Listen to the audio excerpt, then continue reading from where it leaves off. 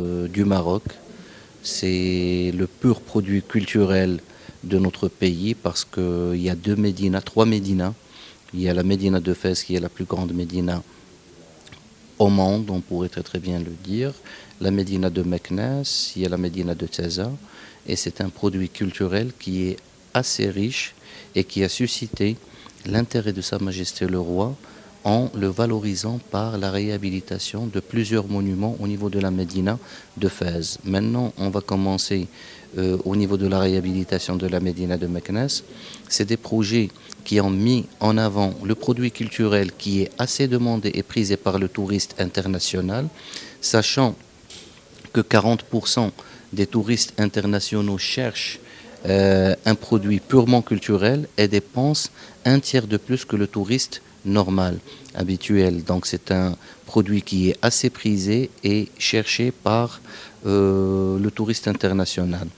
L'arrière-pays de Fès ainsi que la région de Fès est assez riche par plusieurs parcs, par un arrière-pays assez riche, par des montagnes, par deux parcs, le parc d'Ifrane, national d'Ifrane, le parc national de Tezka, qui a plusieurs atouts, plusieurs parcours pédestres de 1,7 km jusqu'à 17 km qui est assez méconnu par les nationaux et par les touristes internationaux. Donc c'est des produits qu'on doit mettre en avant. Il y a les grottes de Friwato, il y a les caves de Sefrou, il y a le produit Volubilis qui est assez connu, donc les anciennes ruines roumaines, le village de Moulay Idriss Zerhoun.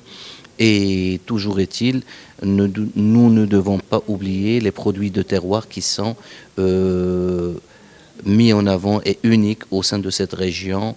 La pomme de Tafjir, la figue Chari qui est unique au niveau de cette région, les capres, l'huile d'olive, le chèvre chou, le fromage de la chèvre, ainsi que le foie gras qui s'est développé au niveau d'une ferme régionale au sein de la région de Sfrou. On est prêt à vous accompagner.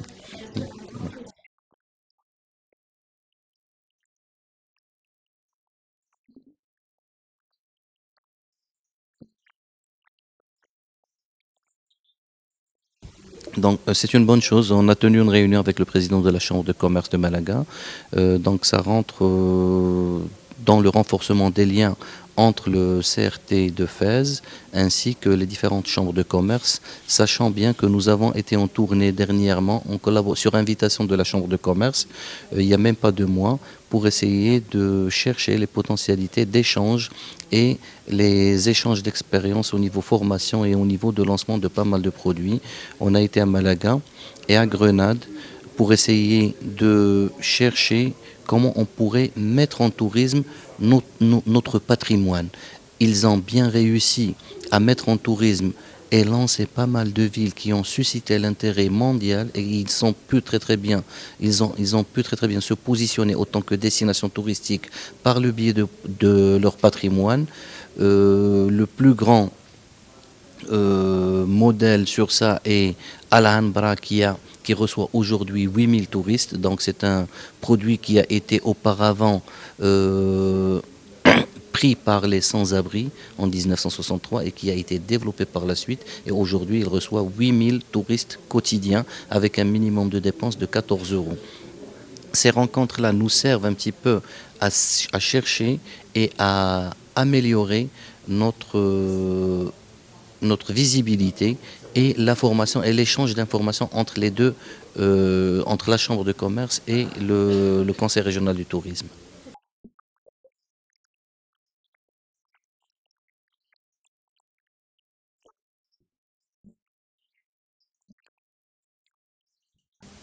Donc je pense que les attentes, nous, on n'a pas d'attente parce qu'on a déjà réalisé pas mal d'opérations. Surtout, on a lancé un salon qui va un petit peu rassembler les acteurs du tourisme au niveau de la région de Fès et prévoir une semaine gastronomique à Malaga pour essayer de renouer avec cet héritage andalou et essayer de drainer pas mal de touristes donc du pays, de l'Amérique latine qui atterrissent au niveau de Malaga, au niveau de la Costa del Sol, et qui n'arrivent pas à rejoindre. Surtout aujourd'hui avec la liaison Malaga-Fès, qui est une vraie opportunité et qui va nous permettre de lancer un petit week-end gastronomique de rencontres.